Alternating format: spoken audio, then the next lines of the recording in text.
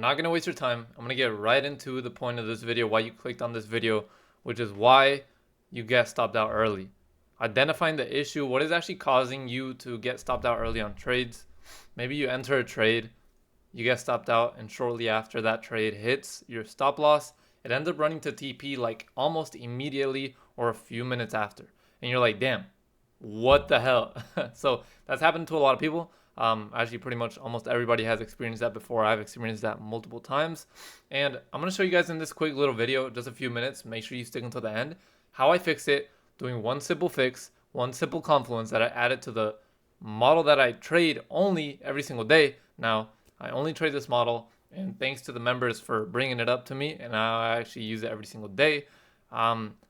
This is the only way that I've been trading, and it's based around the solution to this issue. Because a lot of the moves that we miss, either we're too late, obviously, or we're too early. So when you're too early, you're going to get stopped out. When you're too late, you're probably not even going to end up getting the trade, or you also going to get stopped out. So how can we find the right time to take trades and catch the move that we want to catch?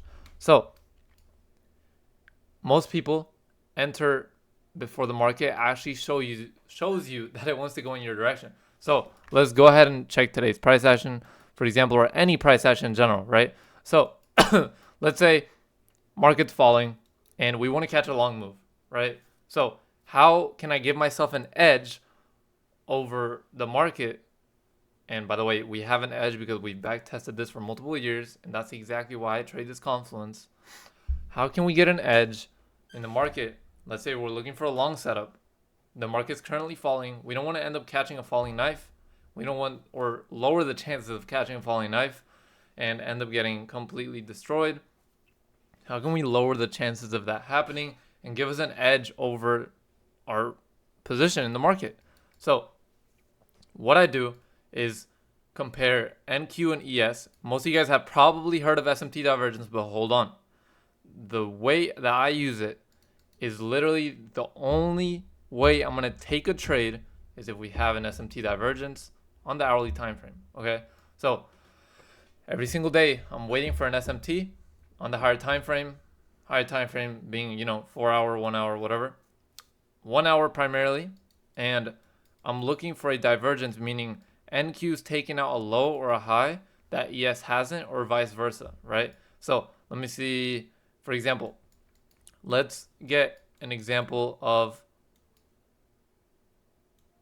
I don't think we have any examples right here. Oh, I'm looking at, hold on, let me change this to ES. So we have ES right here. And as we can see, right here, we have an SMT divergence. So let me go ahead and draw it out. This is going to help us to not miss trades and also not enter in too early before the market's actually telling us that we want to reverse, okay? So right here, we can see NQ is showing signs of weakness while ES actually takes liquidity from this hourly high, right? So what is this telling me?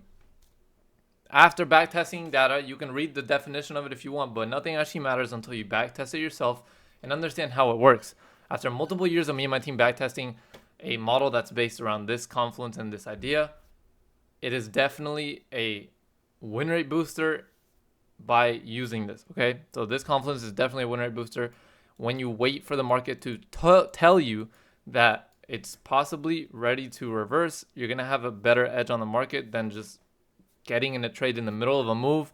You don't really know where it's going. It hasn't really decided. As you can see, we get this SMT right here. NQ does not take out this hourly high, while ES completely destroys that hourly high, as you can see. And shortly after, the market tells us, okay, we have signs of weakness here. We swept liquidity and we are ready to turn around. But a lot of people will try to catch a short going in here before waiting for these levels to get taken out, the market to tell us, okay, what is actually happening, or why are both indices not taking out this high? Why is there weakness at this level?